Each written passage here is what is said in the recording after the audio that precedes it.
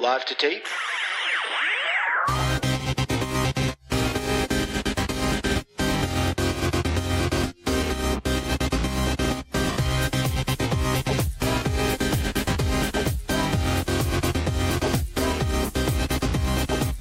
Welcome to Millennial Season 2, Episode 5. I'm Andrew.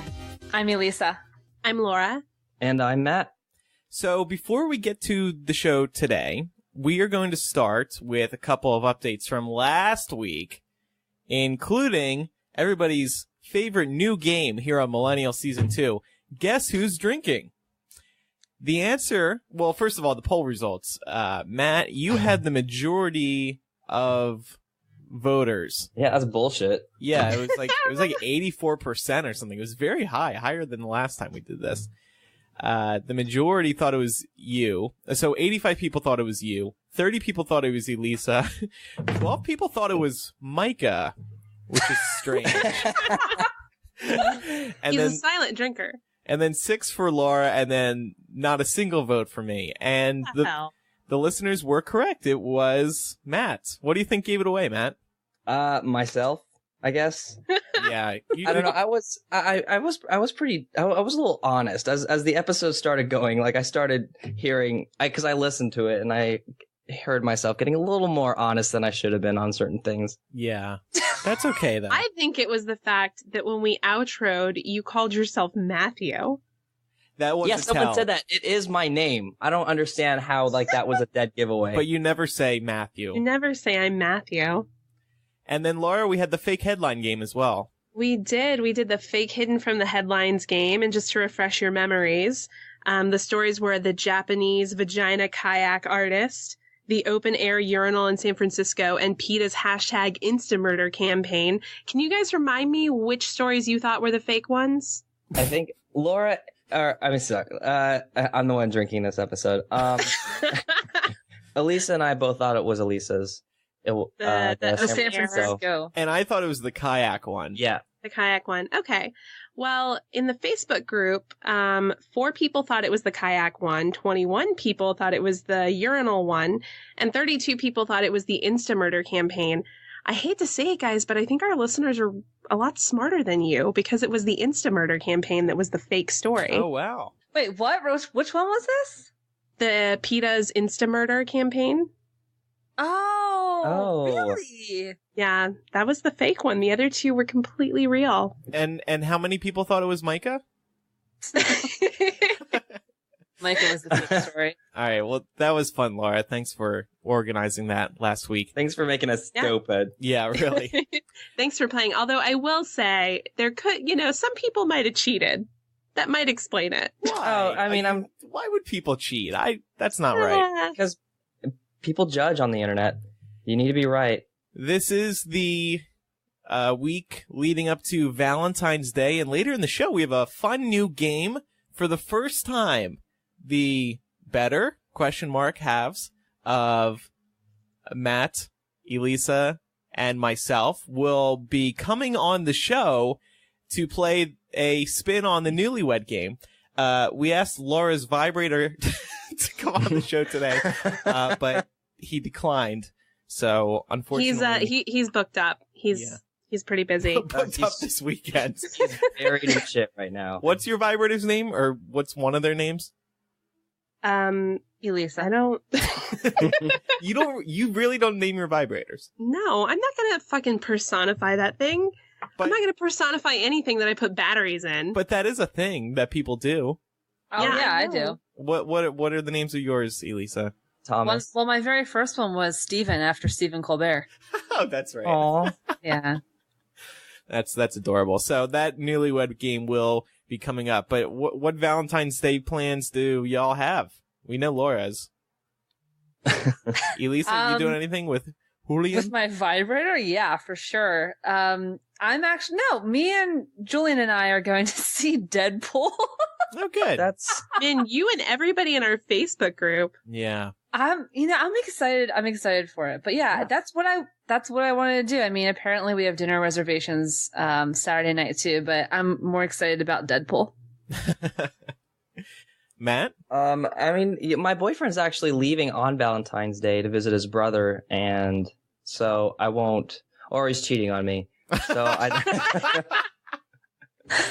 so no plans on Valentine's Day per se, but we actually might go see Deadpool this weekend. That's nice. What about you, Andrew? We're actually going to San Francisco because he's never been, and San Francisco's nice, and a couple other friends will be up there at the same time, actually. So at least now you know where to go. Yeah, now you got a urinal to visit. Check out a urinal. Oh, right. Yeah, for sure. I'll definitely do that. So yeah, that'll be fun. And we're seeing Deadpool Thursday too. We actually polled the millennial listeners in our Facebook group what they are doing for Valentine's Day this weekend. Got a lot of responses. I was actually really surprised. It was really fun reading all of them. But a lot of people said that they're going to see Deadpool as well. This is the new Marvel movie. It's by Fox. It's not Disney's Marvel. It's Fox's Marvel. Mm-hmm. And the reviews look really good. It stars Ryan Reynolds, and it looks really funny and really dirty. It's an R-rated superhero movie, which doesn't happen very often at all. Yeah, this was big, especially for fans. That's why they're so excited, because years ago there was a leaked video of like a concept of Deadpool the movie. They weren't really going to make it. It was scrapped, but the response on the internet and the fans was just so profound that Fox actually decided to make the movie because everyone wanted to make it, or wanted it made so badly. Yeah, all because of that stupid leaked footage. Your vote does matter. Yeah, exactly. And by the way, Fox needs another hit that's not titled X-Men, because they released Fantastic Four last year and it bombed big time. And the only success they've had has been with the X-Men movies. A new one comes out this year as well. So Deadpool will almost certainly be their new hit. There's also a report on Tuesday that said Deadpool 2 is already in the works, which isn't a surprise because every millennial listener is seeing it, plus a billion other people. So yeah, a lot of people doing that this weekend. We got some other responses here I thought we'd read through. Molly says, I have this thing I do for Valentine's Day because I used to get really depressed during it. I've been okay with it and will go out with friends and stuff. But I have taught myself to treat it as a self-love day. I light some scented candles, draw a nice bubble bath. I make sure to shave and do all my upkeep first. Okay? And then make sure this shower is a nice treat. So people, Laura, maybe you could do this since you're single as fuck. This could be a good when did being single become something to be sad about on Valentine's Day? Well, I don't understand this trend. I've been single some Valentine's Days, and I didn't like it at all. Oh, I don't give a fuck. It's never bothered me. Yeah, it's never bothered me. I think Valentine's Day is stupid in general. It is. It's totally like a holiday for the candy companies. The Hallmark holiday. Yeah. Speaking of that, Samia says, does buying the half-price chocolates on Monday for myself count as Valentine's Day plans? That's loving yourself. Somebody like Jess is keeping it simple. My husband and I are both working all day, so we'll probably fall through the door, collapse on the sofa, and watch Parks and Rec all night with a giant bag of Cadbury's mini eggs. And who says romance is dead? What a tart. Yeah, so lots of good ideas in here if you're looking for something to do. Like, seriously, we got like 75, so thanks to everybody who contributed to that. Did you all tune into the Super Bowl this weekend? Past weekend? No. Yes. It was Laura, Elisa, I think you're the biggest football fan here. Is that true? Yeah. Oh boy. Yes. I think it's fair to say. Who were you rooting for? I was rooting for the Broncos just because I wanted to see Peyton Manning go out with a bang, and he did. I don't know any of those names were. There's only one name, I think, but okay. The Broncos. In any case, I'll be honest with you, though. I watched the first half, and I stayed for, of course, the halftime show, and then I kind of pieced out because I knew where it was going. Yeah. That was it. What did you guys think? The halftime show that was gotten so much press, both good and bad. Did you guys see it? Yeah. Well, first of all, Beyonce kind of stole the show. She did leading up to it, and then she did during it, especially because she announced a new tour at the end of it. And she released a new song the day before. So, yeah, I actually really liked it. It kind of reminded me, we were talking about Grease Live last week.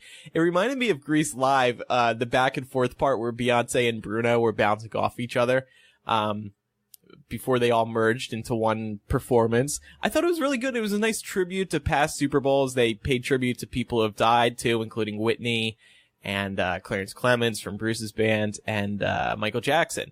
So it was really nice. It was touching. It was okay. Okay. I was just kidding. That was my reaction to you talking about Grease last week. Yeah, I know.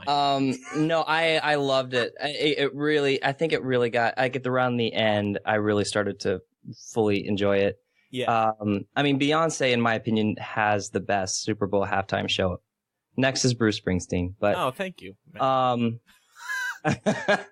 I thought it was a great combination. I loved Bruno Mars's performance. I loved Beyonce and Bruno together. I thought it was really funny. I want to say that all the attention, though, of course, is going to Beyonce and her new video and the new song and the Formation.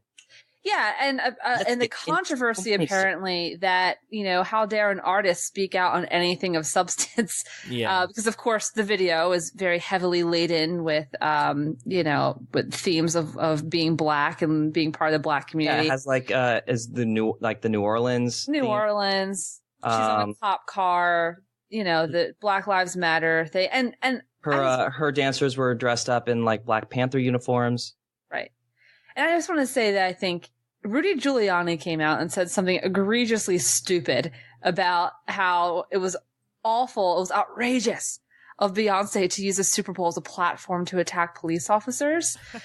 I just want to ask how it is that he thinks she did that. I don't see how you can watch that and think, yeah, bitch hates cops. I don't know who watched that halftime show and took that away from it. I don't understand. I don't think it was just the halftime show. I think it was the music video. Maybe that's what he was responding to.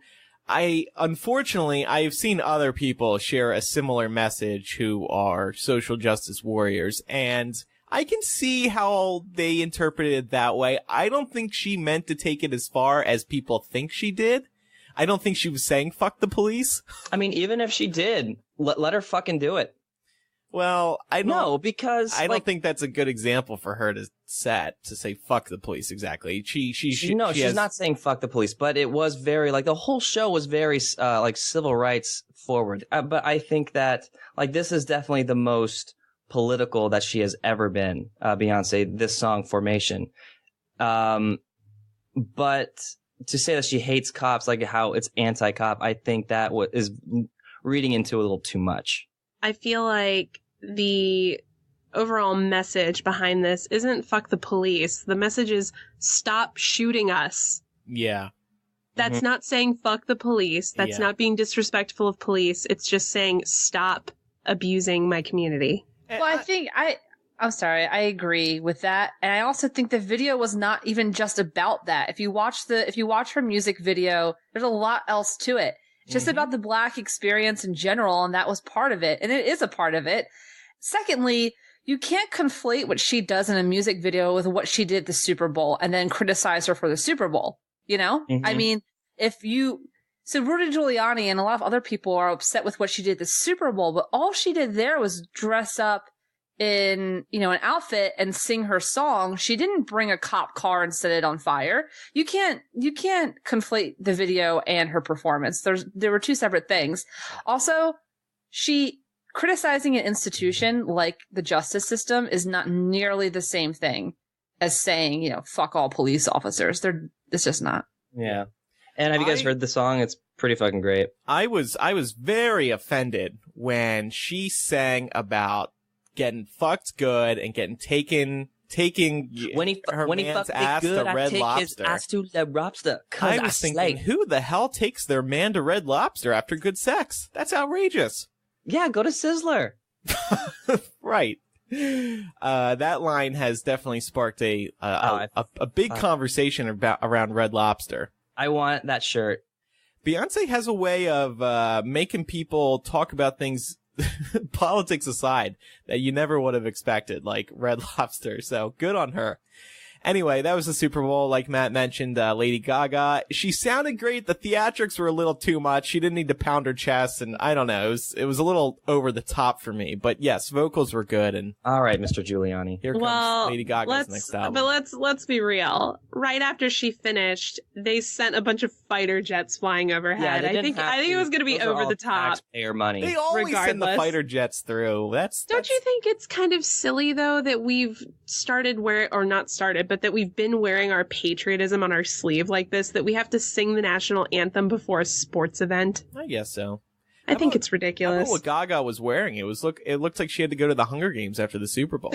Oh yeah, Did you guys see that meme? I did. I think everyone did. Everyone did. So let's move on to news now. We're going to talk about the New Hampshire primary, or why we shouldn't care about the New Hampshire primary. And we had a little bit of a chat about this. I was thinking we should talk about it, and Elise and Laura were saying, well, it doesn't matter. And then we thought we should have a discussion about why it doesn't matter.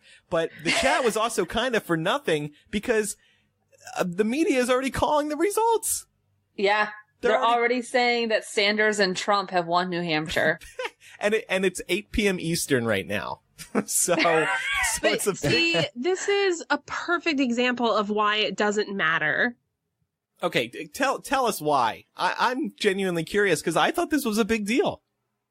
It's a big deal because it's the first state to have its primary. So everybody looks to it as being very influential on how the rest of the primaries and caucuses will go, but that's not necessarily always the case. New Hampshire has not always correctly predicted who the presidential nominees are going to be.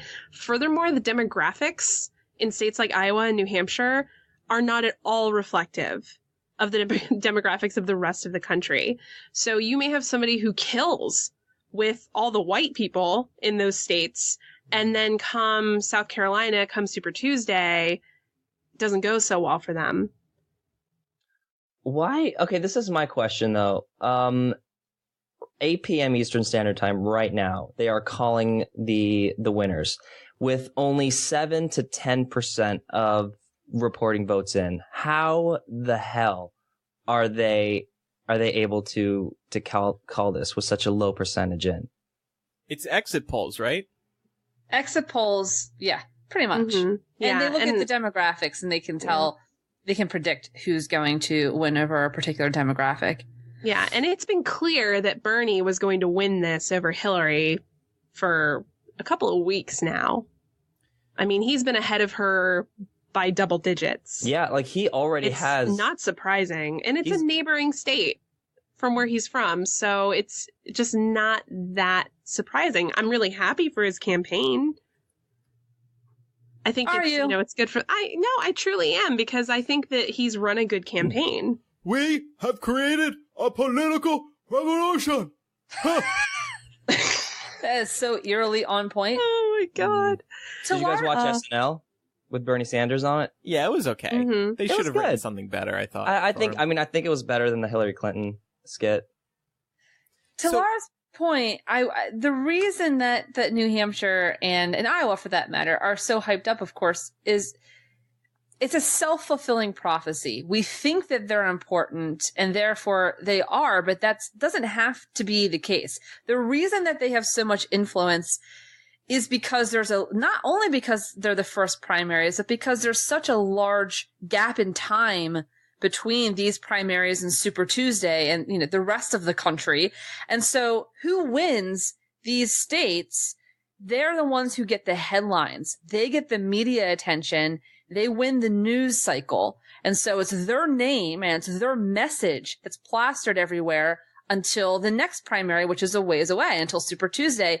So that's why they're so influential. It's because of the way that the press covers them. It's because they get wall-to-wall coverage for weeks, weeks upon weeks until the next one. And it's only because of that they're influential. It's because we want to tune into that, and we're like, so it's a very self-fulfilling prophecy, and therefore I think it doesn't really reflect as much about the campaigns as it does us. Or about how important, I'm not trying to diss people from either of those states.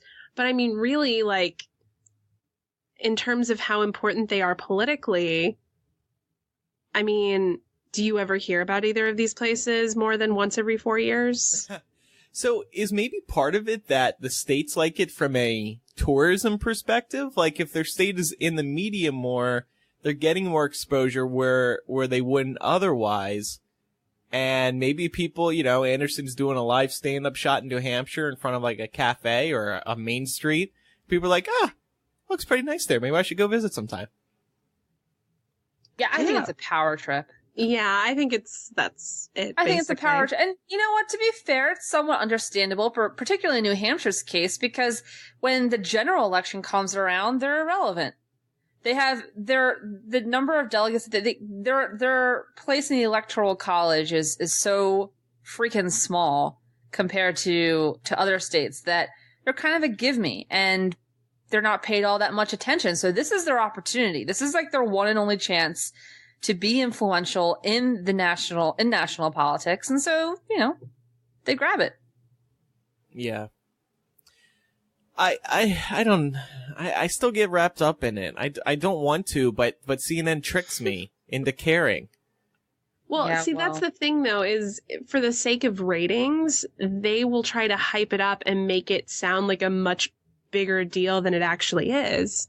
Yeah. Because they want you to feel sucked in by it. They want you to be immersed in John King's magic wall. Oh, I love the magic wall, though. So which one should we start caring about? Super Tuesday? Super Tuesday is huge. It'll be a big deal. Okay. Yeah, for sure. You know, and it's on Tuesday. Well, which Tuesday? It's March 1st, I believe, it's this year. It's on the Super Tuesday. Oh, shit. That's coming up, guys. The super one. I guarantee you that if you watch the losing campaigns over the next few weeks, so in this case, Clinton and everyone who's not Trump, if you watch the losing campaigns, they're going to try and talk about anything other than New Hampshire, which is just proving my earlier point that the reason it's influential is because the winners get the news cycle. And so they're going to come out with something, whether it's a fucking 5-point plan or whether it's some baseless accusation against their opponent, they're going to try and stir shit up in a big way the next couple of weeks to try and win back the news cycle from the people who just won it in New Hampshire. I guarantee you. Well, and I think Hillary's already started doing that. Some people noticed that she was a little bit more aggressive with him during the last debate. And I said, that's because she knows she's going to lose New Hampshire. So she's just getting a leg up on trying to win back the news cycle. She was saying stuff about how she was strongly implying that Bernie's plans aren't possible. And this is actually something that I've felt too. He talks these big games about lowering loans and cheaper tuition or free tuition. And it's just like, do people really believe he's going to be able to pull this off? Because you're going to have a lot of other changes in this country as well. Many different. So I would say that's a much larger discussion that we can certainly have at some point. I definitely have thoughts. And I'm sure a lot of you know what they are, and probably 75% of you at home want to kill me right now. But I would love to talk about that. Laura, you know what? You're not going to be part of this revolution, Laura. All right? No, I'm part of the establishment. I know. You are. I'm a 1%er. You are a 1%er. You are the problem. I privilege. But, with that said, and this is the final point I wanted to make on it, is that it doesn't sound good for Hillary to be like, to just be like the glass half full candidate. Like, these beautiful pictures that Bernie's painting aren't possible. So I'll give you half of that. Like, that isn't attractive to voters, and she's going to have to figure out how to sound as good as he sounds. Well, I will say, I don't think that's how she's presenting it. I think in regards specifically to healthcare, the point that she's been bringing up is, I would rather work on the existing system that we have to make it better and to get it closer to what we all want, rather than dismantling it in favor of this really big, great idea that sure we might all like. But let's be honest with ourselves. How easy is it going to be to do that, especially with a Republican-controlled Congress? Yeah. If I Yeah. Yeah. Yeah, I think that's definitely my biggest concern is with all of the plans and ideas that Bernie does have. If you think that, you know, a lot of the things that Obama promised didn't happen, like, it's going to be 10 times worse with Bernie Sanders as a president with the same Congress. I just want to prepare you guys for the fact that our Facebook group is going to be burning when this episode comes out. BERNING. It's going to be burning when this comes out because I would say the vast majority of our listeners are Bernie supporters. So that's great. That's absolutely fine. And I'm not. I'm both a Hillary and Bernie supporter. I'm very realistic that the things that I want won't necessarily, you know, go over well with the people who help make the decision. Matt, the election is right around the corner in November. You have to choose now. Let's talk about something we can all agree on, which is that Twitter should not be like Facebook. Twitter cannot have a revolution. So, Twitter kind of lost its mind last week when this report came out from BuzzFeed News that Twitter was preparing to launch a new news feed this week, which would no longer display your tweets that you're reading in your timeline in reverse chronological order. So in other words, right now you go on Twitter and you see the tweets in the reverse order of when they were posted. And that's what Twitter has always been. And this is why it's grown to the point that it's been at. You can live tweet, you can get the latest news, you can have real-time discussions. This is why people love Twitter. But over the past year, Twitter decided to file for an IPO. They're now on the stock market. And they have investors, and they have to grow their stock price, and their stock is just doing awful. They brought back their old CEO, who's trying desperately to grow the company because growth has flatlined at Twitter. And I get why. Twitter's good for people, but it's also hard for a mass audience because some people know that they can't keep up with Twitter. They can't scroll through every single damn tweet that's been posted. So Twitter, for example, introduced a feature where it'll show you the best tweets while you're away. And that kind of works like Facebook's newsfeed. So anyway, now there's these reports about, Twitter basically doing a feed that would be like the Facebook newsfeed. And by that I mean Facebook decides what posts to throw in your face. They could be a day old. They could be a minute old. They could be 6 hours old. It's not reverse chronological order like Twitter is. Anyway, everybody got pissed off. Twitter CEO came out and said, "Hey guys, don't worry. They're denying these reports, but it seems like something they are going to be introducing something like this, but it's not going to be for everybody. It's just going to be opt-in. So you can have the choice to turn it on if you want. But nobody wants this, right?" No, I don't want that. But a lot of people don't like change either. Like, I think most of the people that are complaining don't even give a shit about Twitter. They just want the option of it staying the way it was whenever they actually need it. Yeah. I don't know. I feel like this is one of those cases where they're kind of shooting themselves in the foot because there are very few things that make Twitter stand out amongst the plethora of social media options that are out there. And this is one of them. Of course, the other one is the number of characters. Everything needs to be condensed and concise. But then there's the reverse timeline, and that's what makes it stand out from Facebook. I don't understand why they would just destroy their own brand this way. Yeah. Yeah, it's what they're known for. Well, and what really pisses me off is, for those of you who follow me on Twitter, you might notice that I live tweet political debates all the time.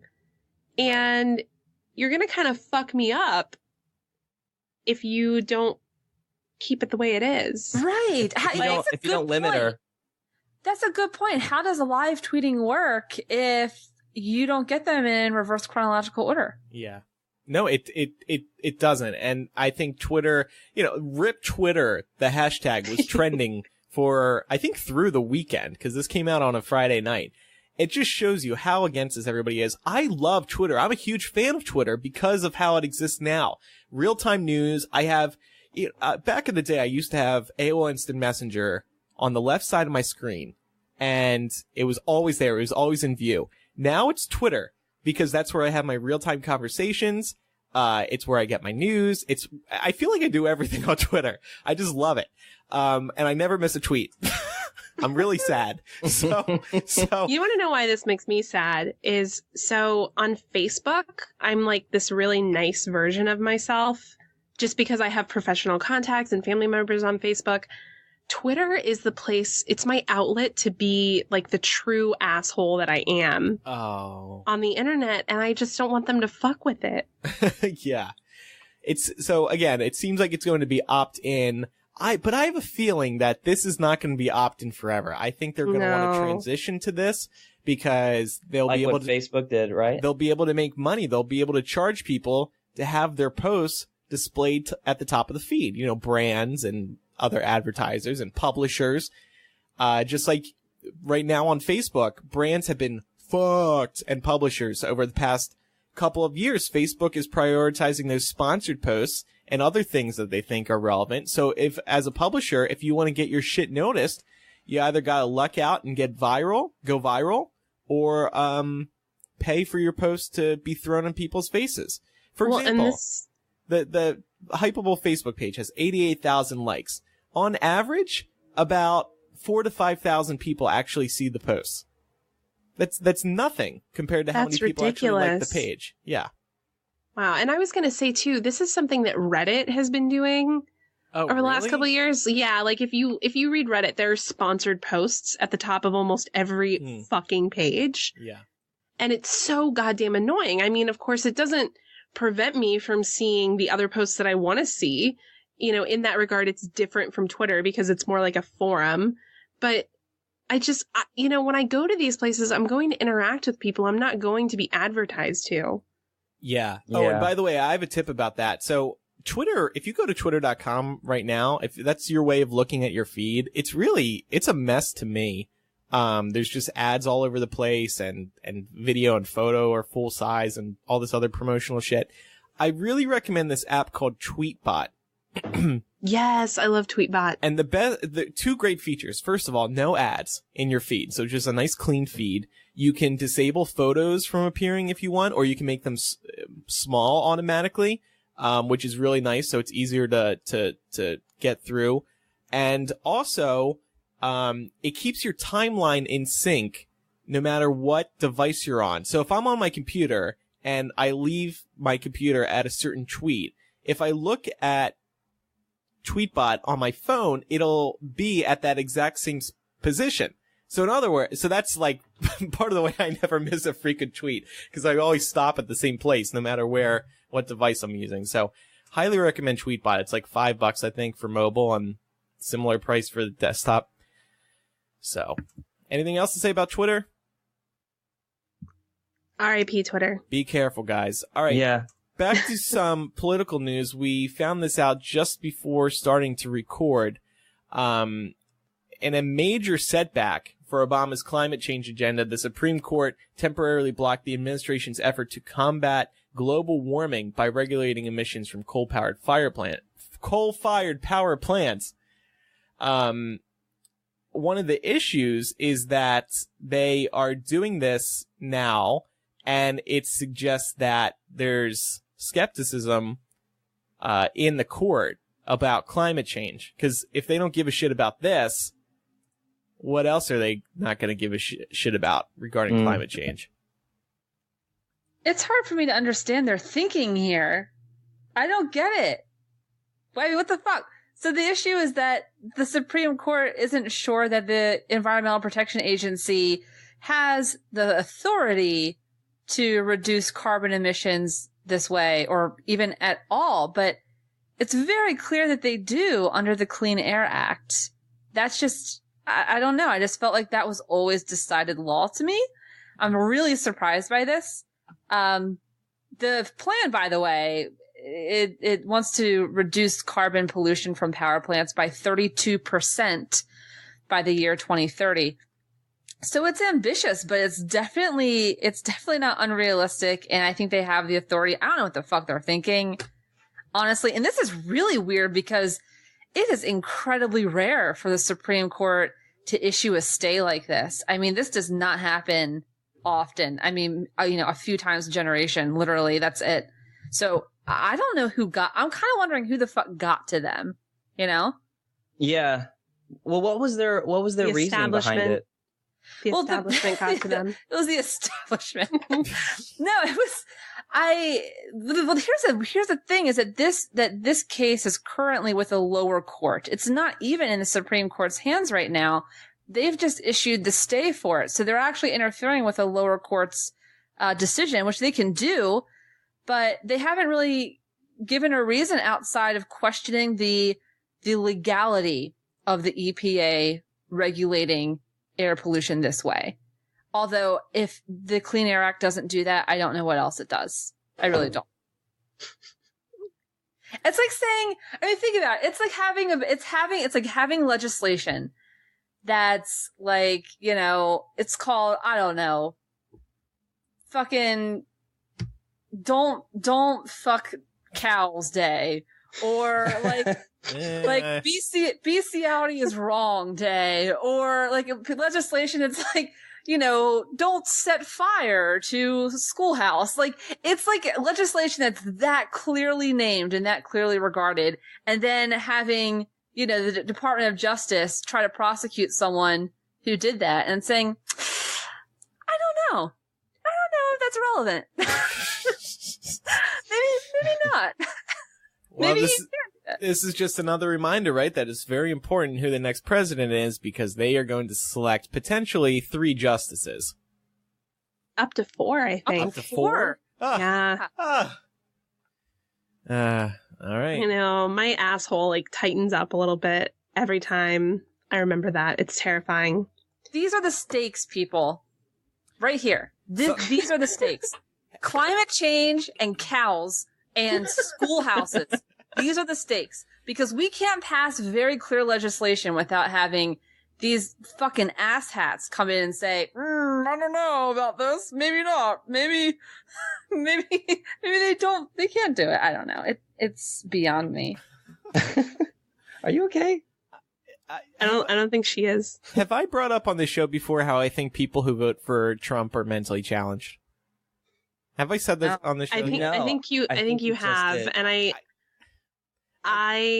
I think that is insulting to a lot of people. It is. But I said it because I think that I think it's really worrying that people actually hear what he says and the way he delivers it, which is to say he really doesn't say anything at all, and they actually believe him. Like, if you pay attention to what he's saying, he's actually saying nothing. So anyway, I said this to one of my friends the other day. I said I think people who vote for or support Trump are mentally challenged. And he said, my parents are supporting Trump. Are you saying they're mentally challenged? What did you say? Well, don't tell me you backpedaled. No, I didn't backpedal. He luckily kept talking, so I didn't address it any further. But I feel like things are going to be awkward for us. I feel like it's an insult to mentally challenged. Or yes, I agree. You know what's interesting? I think you should refrain from saying stuff like that. I just mean that you have a low IQ. You're not thinking. No, I think the thing is, as Elisa brought this up either the last episode or a couple episodes ago, he presents really easy digestible information because he's talking at a second grade level. Yeah. And I was actually talking to one of my friends yesterday, and she was like, yeah, my dad's a Trump supporter. And I told her that. I was like, when he gives his speeches, he's speaking at a second grade level. And she was like, oh my God, that makes so much sense because my dad doesn't speak English. Oh. So, I mean, that's the kind of shit you run into. It's like he's saying things that make people who don't even speak the language go, yeah, idea's good. Yeah, right. Let me actually, this is funny. So, I wanted to tell you guys this earlier. My grandmother, who's Korean and also speaks very broken English, it's funny to me because she and my grandfather, up until recently when I started to really get on their ass about it, they would use racial slurs pretty casually. And We got into many arguments about it. They didn't understand how offensive it was. They grew up in a generation where that's just what you called people.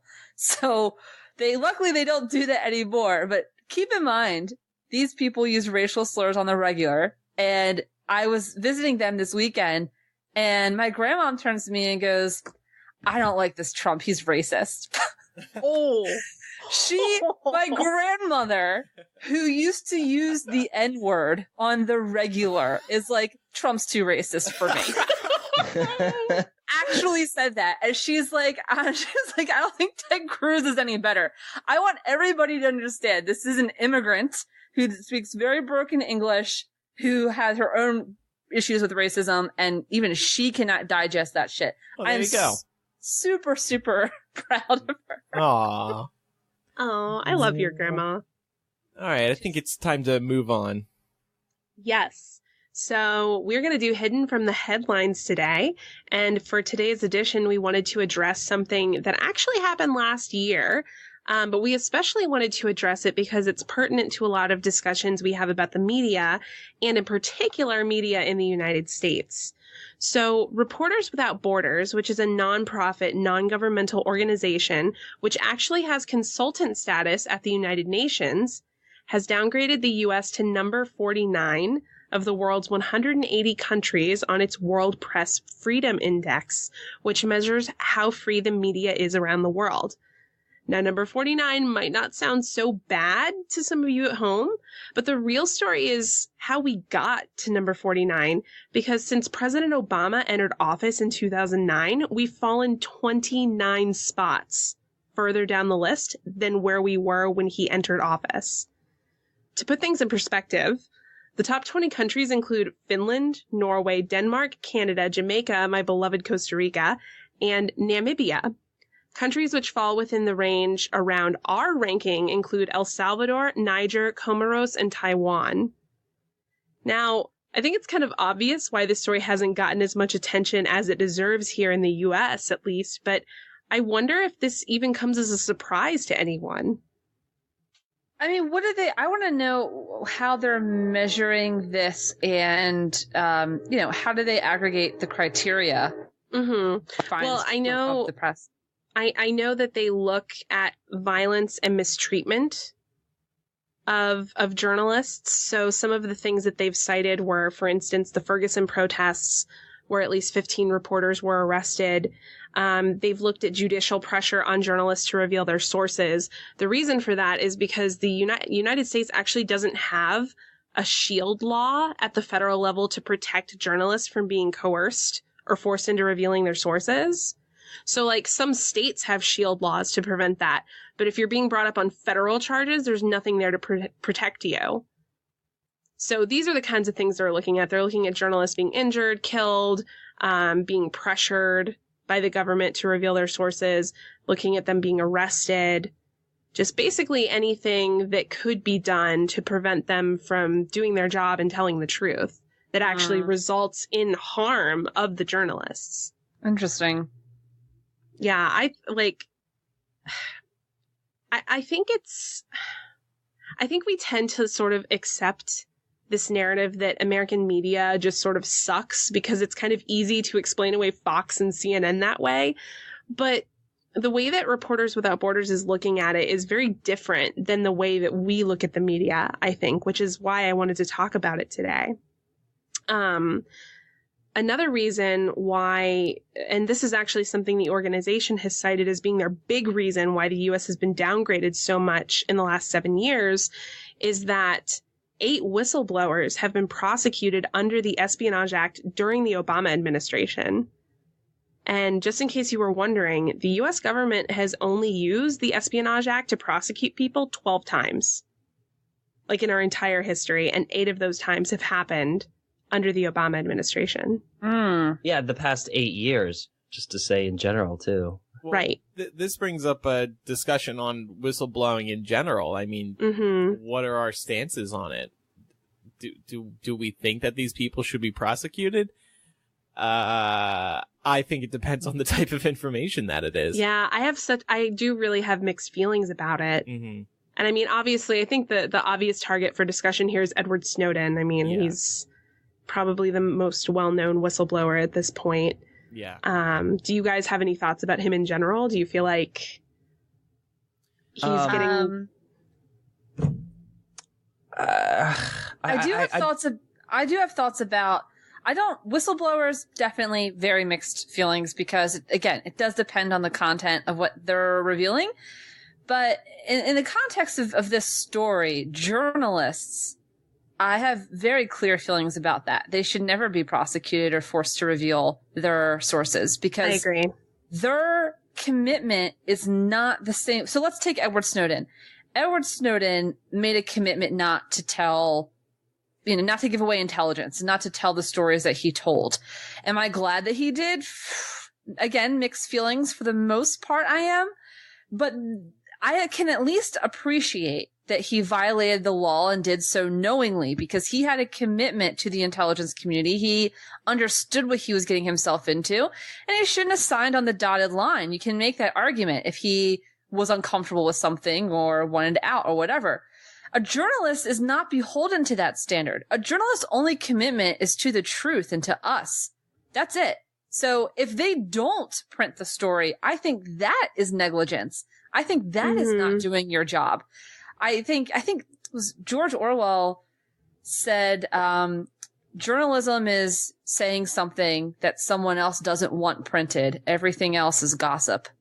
And I think it's true. I think unless you're pissing someone off, it's probably not a worthwhile story. And I think that journalists have this job to do and they're not beholden to that standard. They should be able to print whatever the fuck they want.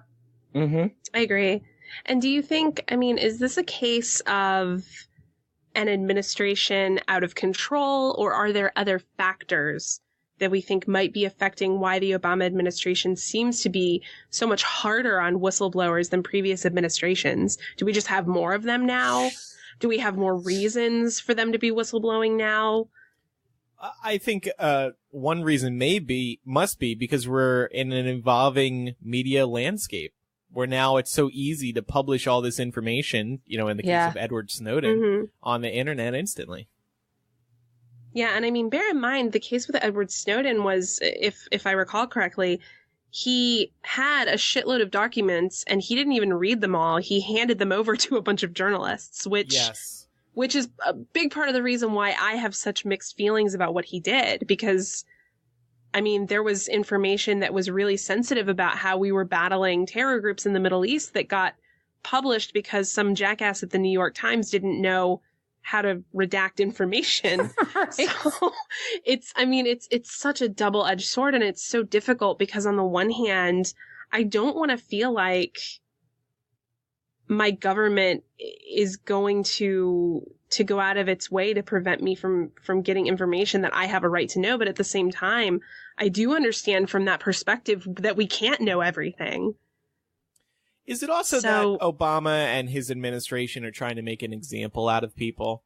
Because you don't want to let this type of behavior fly, because in this age, it can be easy to get this information or spread it online. Yeah, I don't know how I feel about that, but what I can tell you is that Reporters Without Borders actually came out and said, quote, "We consider that the Obama administration has launched a war against whistleblowers." So they think so. Yeah.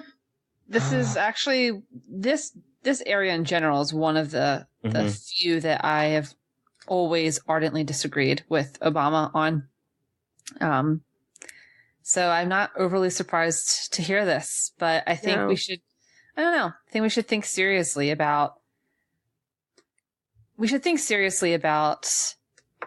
what we're willing to.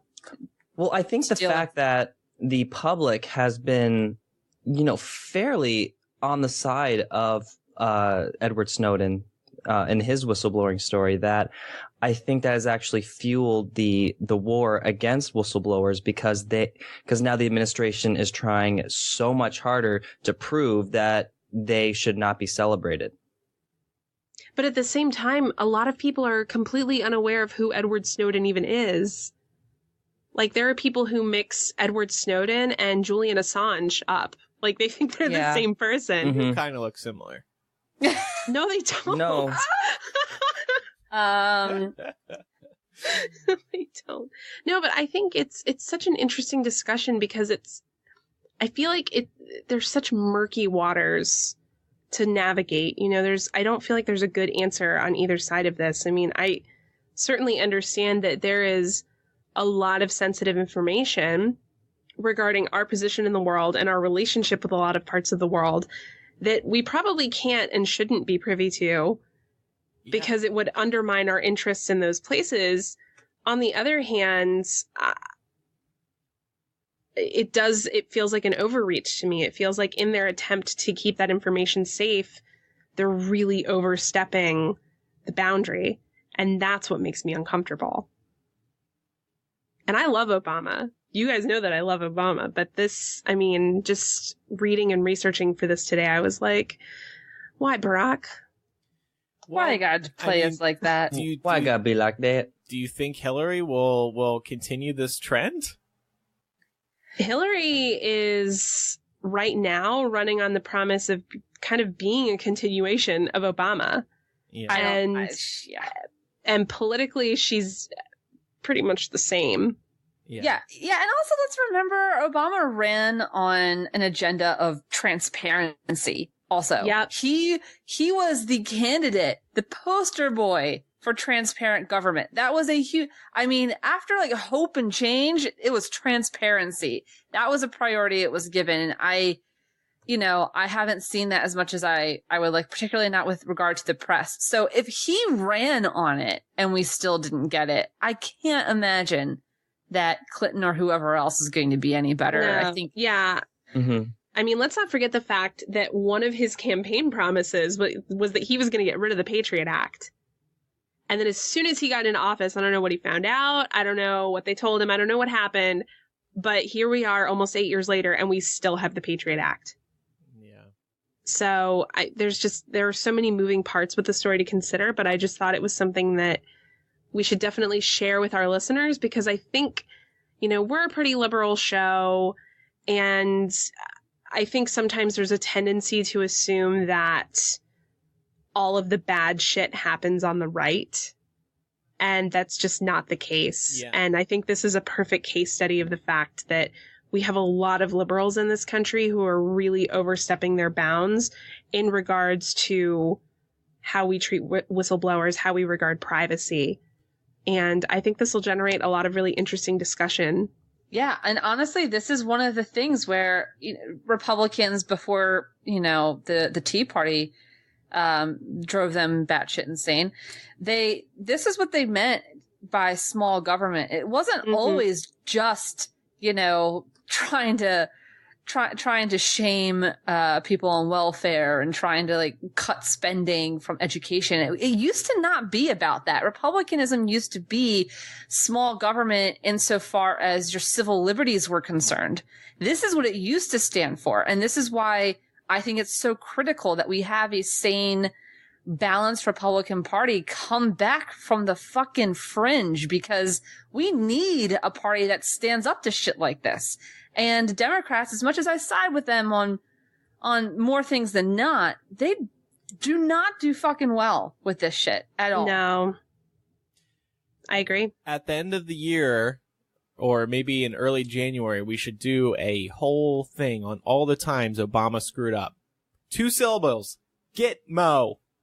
Am I right? Gitmo?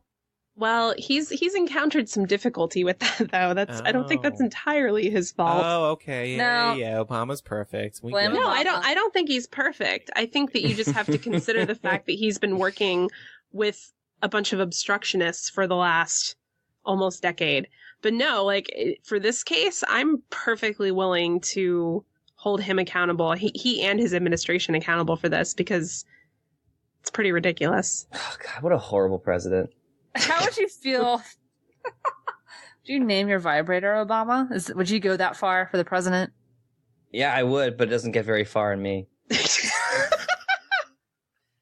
Okay, so let's move on now to our Newlywed Game. As we said at the beginning of the show, we are we are bringing on our other halves for the first time ever. How this came together was Elisa came up and Matt with 6 questions that we would pose to our other halves, or we would pick 4 of them for them to answer. Now, Elisa, Matt, and I have not heard our other halves' answers. Why do you keep saying other halves? I am full on. I am a full fucking person. Well, Our significant other. You know what I'm saying. So we're going to start with Elisa. Elisa, you haven't heard the answers from your boyfriend, Julian. First of all, why don't you tell us? Never mind. Do we care? Do we want to hear? Do we want to hear about What do you mean, do we care? I care. How long have you been with Julian? You know, what's he like? Blah, blah, blah, blah. We've been together 2.5 years. Okay. Oh, mazel tov. Thank you. Yes, he's Jewish. He's a lobbyist and he's a big teddy bear. He's like one of those very, very like gentle souls. So we have a few questions here that Julian answered. I listened to these earlier. They're very funny. Oh, God. I can't wait for your reactions. Wait. Are we supposed to answer the question first Yes, and then so play? here's how. Okay. Let me get to it. So let's just be real. Because I'm the only person on this panel who is still allowed to have sex with whoever I want, I get to host this segment. Not I true. mean, we're still allowed to have sex with whoever we want. It we just just can't ask say permission. anything. Well, you just have to lie about it. I don't. So You lie Elisa- about it too. I Yeah. don't. Trust me. So Elisa, we asked Julian, as Andrew said, if Elisa were a Harry Potter character, which one would she be and why? So what's your answer? So I'm saying, what do I think Julian said, right? Yes. I think, I really don't know. I've been thinking about this. I have no clue who he would compare me to. I'm gonna go with, I'm gonna go with McGonagall. And why? Because okay, he's told me before, I mean, jokingly, but like he's joked around before that he's scared of me, that sometimes I get very angry and I go off on these like rants or whatever, and that it's like intimidating or whatever. And I don't know, McGonagall scares me. So Okay. All right, well, let's roll tape and see what he said. I'm tempted to go with Great Aunt Muriel just to annoy her, but I'll have to stick with Sirius Black. General badass, likes to wear leather and metal, basically Elisa in male form. That's a good answer. I was surprised you didn't guess that because you're like obsessed with Sirius Black. yeah, but I didn't think. I thought that he was, I guess I assumed that he was going to go for like the funny joking answer and not the serious one. Yeah. Pun intended. Wait, where did he say at the beginning though? He's tempted to- Miriam? I'm Yeah, tempted to go with Great Aunt Muriel just to annoy Great Aunt Muriel. That's I feel two like characters. nobody knows. Is it Aunt Marge or Myrtle? I don't know. All right. Well, he wins All right. brownie points for that answer. All right. The next question we asked was, Elisa has died and gone to heaven. Describe what you think her version of heaven would be. Lots of puppies, dogs, animals in general, preferably on like tropical paradise setting, and just me and like 100 puppies on the beach. All right. For all time.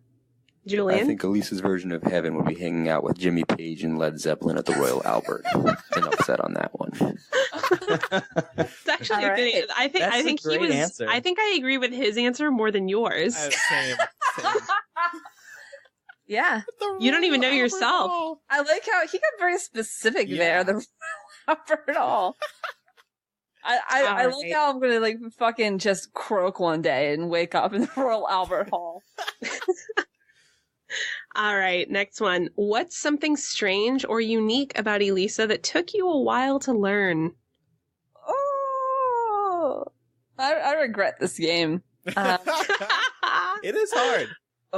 The only thing that comes to mind is I have something that he has deemed a cuddle pile. So like when I fall asleep at night, I have to be hugging something. So I usually take a pillow and like I like snuggle it, and that's the only way I can fall asleep is if I have something in my arms. I don't know. Definitely her obsession with the Lord of the Rings. It's probably blasphemy for the hosts and listeners, but I am not a big Lord of the Rings fan. Blasphemy. Except for Gollum. I love that little guy. I get it, Lisa. He's going in the things I know about you as well. Yeah. I just want to say, Elisa, you have not only made fun of Bernie Sanders this episode, but now everybody knows that your boyfriend doesn't like Lord of the Rings.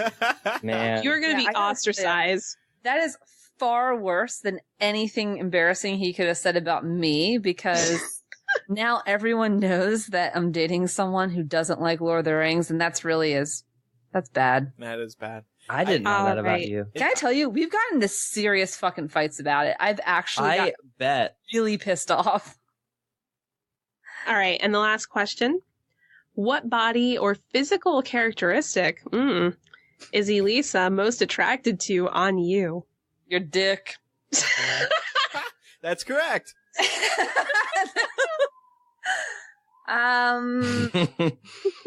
It could go either way. Okay, so it's definitely probably his. This is really personal, guys. It's probably his chest. I'm like, he just has a nice chest. It's very masculine. But he has also really nice hands. I'd have to say my hands. Definitely. That or smells, but I'm not sure if that counts. She'd do anything to bottle up my smell, even if it meant flaying me alive. Kind of scary. No. Oh my. No. It's so true. No, the smell is so true. Oh my God. I'm going to tell this story now. So when Elisa was visiting me in New York in like February, I think, to see The Daily Show, she brought a pillow that smelled like Julian with her.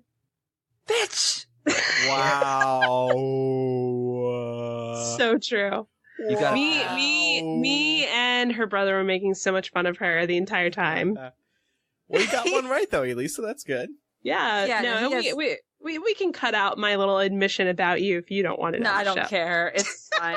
He has fucking fantastic masculine hands, and he does smell nice. Oh wow. So is it his natural smell, or is it like cologne he uses? No, it's his natural. He doesn't even wear cologne. It's just the way he smells. Oh, I'm so jealous. I don't smell like anything. Yeah, yes, you do. Everyone does. Laura, come over here tomorrow. Tell me what I'll I smell like. And smell you? Yeah. Didn't you say that your balls smelled like popcorn? I don't know if I want to smell you. Right. Yes. That's my best smell on me. Well, Andrew, it's actually your turn. Oh, great. So we're going to move over to you. We asked Mike a few questions. Some of them are the same as Elisa's. Some of them are a little different.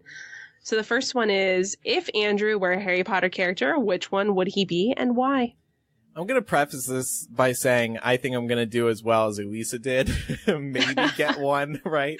I'm going to get them all wrong. So I think I'm going to say Harry Potter because he probably thinks I'm going to answer like, oh, he thinks he's so brave or something like that. Andrew would be Harry Potter because the world of Harry Potter as we know it wouldn't be the same without the main character. What he's saying is, I fucking carried this show. Thank you, Mike. I appreciate that. I think we should invite Mike to our Google Drive so he can see what the show planning looks like. Oh my God, I fucking love this answer, though. Fucking love you guys. All right, well, I got the first one right. I'm doing well so far. All right, next one. Andrew has died and gone to heaven. Describe what you think his version of heaven would be. It's definitely going to involve Bruce Springsteen and maybe like cheeseburgers or the Coors Light Summer, the drink of the summer. His version of heaven would be LA without traffic. What? Beer and burgers without calories. And Bruce Springsteen playing everywhere he goes. Oh shit. Wow. He's doing really well. Yeah. I'm actually really surprised I got that right. Because I was just thinking like In-N-Out because I'm obsessed with In-N-Out. Amazing. All right. Well, let's see if you can do 3 for 3. Andrew is very good at blank. but I wish he would blank more often. Sucking dick, but bottom more often. No, No. Stick with it. Oh, really? Okay, sure. I mean, I was kidding, but all right. So true. Andrew is very good at finding a deal and being a good puppy dad, but I wish that he would make the bed more often. See, he was in his office when he recorded these, so he didn't want to, give the true answers, which was sucking dick. All right. And the last one. What's something strange or unique about Andrew that took you a while to learn? I need things to go in certain places. I'm very anal retentive. I'm very anal retentive. You would.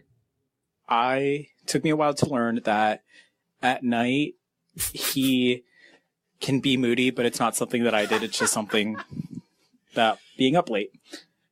Yeah, that's true. That's true. I hate everything at night. I don't want to talk to anybody. I just want to mope. No reason either.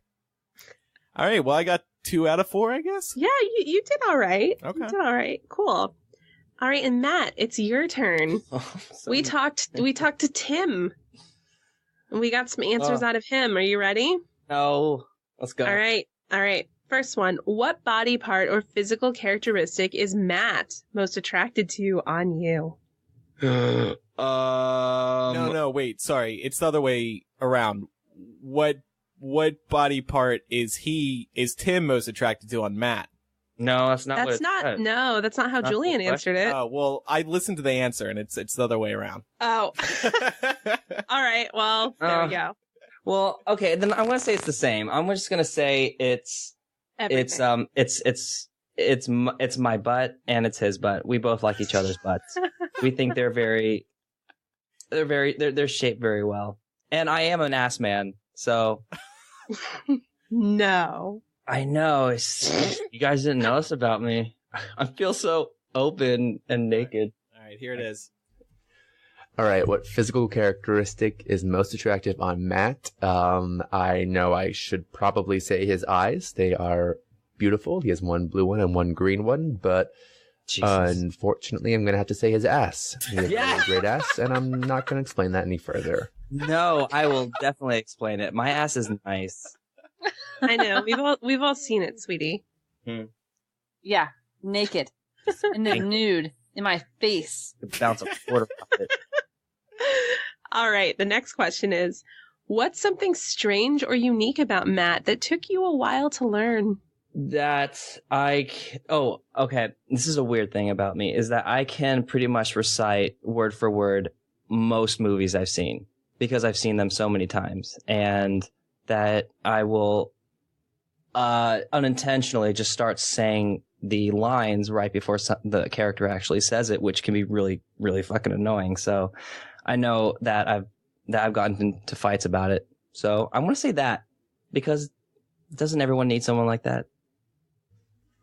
All right. Something unique about Matt that I learned was that he has restless leg syndrome, which means that his legs just kind of can't stop moving.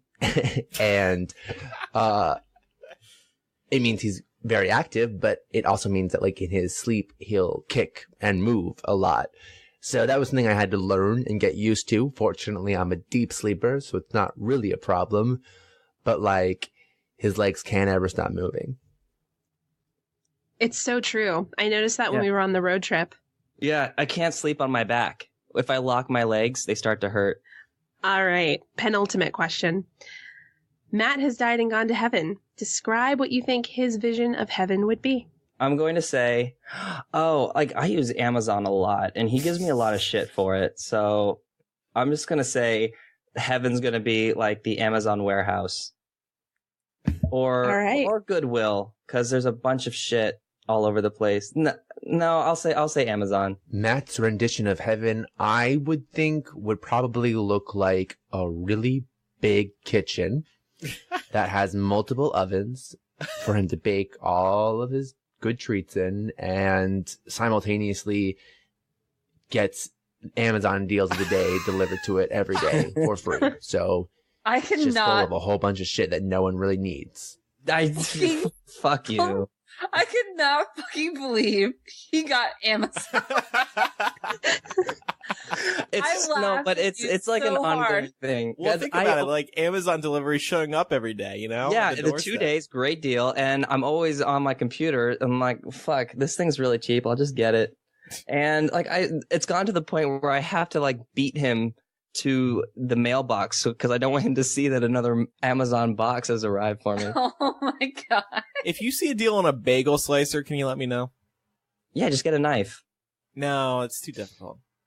All right, last one. All right. If Matt were a Harry Potter character, which one would he be and why? I'm going to because I feel like this is going to be like the asshole answer. And he knows that I'm very self-conscious about looking nice. So I'm going to say Cedric Diggory.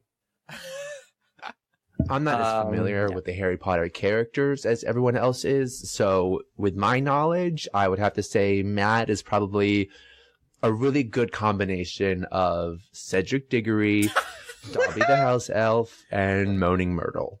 What? Oh, why Moaning Myrtle? Myrtle. Gauntlet thrown. Do you moan a lot, Matt? Yes.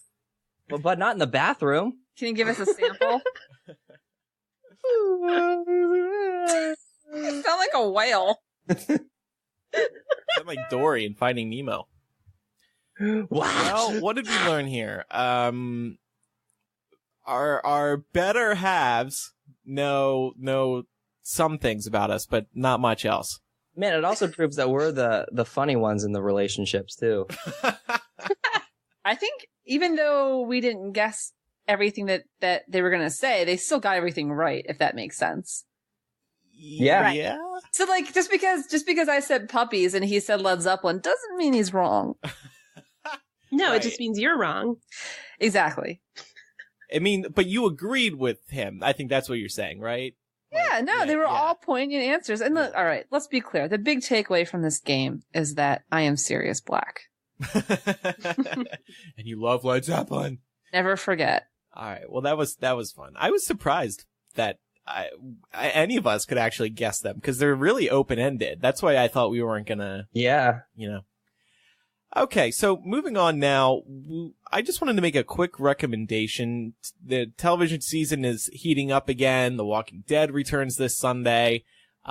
New shows, winter shows are airing right now, like Agent Carter.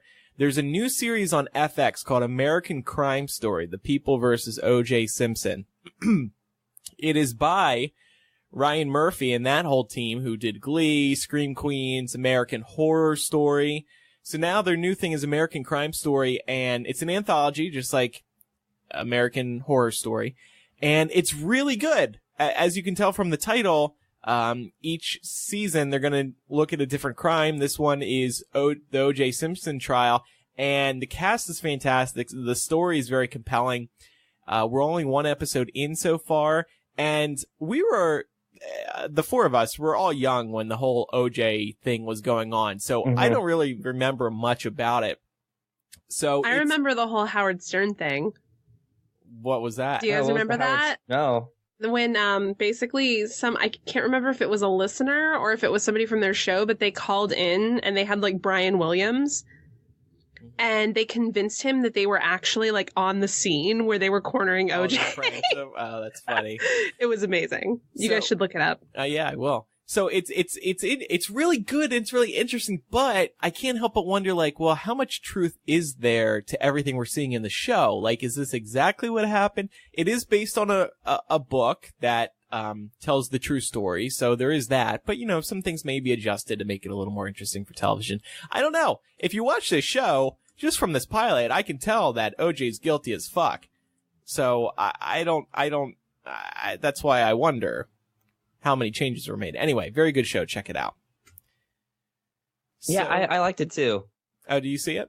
Yeah, I did watch it. I think it's a really good combination of like just good quality actors doing great jobs portraying their roles and just the campiness of Ryan Murphy, but a nice balance. Like it's kind of ridiculous, but it's also really good. So I kind of like that balance that's going on. Cool. All right. Well, quick plug. I think plug our Patreon. We're getting very close to our next goal, which will be our live movie commentary. And a PSA, we sent out another round of t-shirts for those who have supported us at the $10 level. We actually still have a good number of t-shirts left. So if you sign up at the $10 level and you pledge for at least a few months, you will get one later this year. And by the way, like we've mentioned previously, the $10 people will be getting a new physical gift each year. Did we say what the next $10 one is going to be? Yeah, we did announce it. It's going to be a poster. Okay. Quotes with all of our quotes. Yeah. Yeah, all of the fucking dickbag things we say. You can put that on your wall. Think of For your us family fondly. to see. Yeah, think of us fondly each time you gaze upon it. And it's going to be a really cool design. So it'll be fun to share that with everybody. And of course, one of our flagship benefits, After Dark. And speaking of After Dark, which is available to everybody at the $5 level and then once a month at the $2 level, we are going to be discussing a couple AP choices, including the most bizarre dreams that we've had while asleep, and just dreams in general. Sorry, I know these fucking sirens are going off by... Thank you. It's really hot here today, so I have to keep my window open. They're coming for you. I think that's what's happening.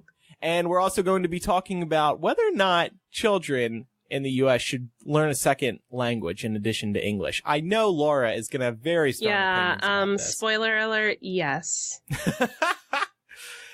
All right, thanks everybody for listening. I'm Andrew. I'm Elisa. I'm Laura. And I'm Matt. You. You're drunk. See everybody next week for season 2, episode 6. Goodbye. Bye.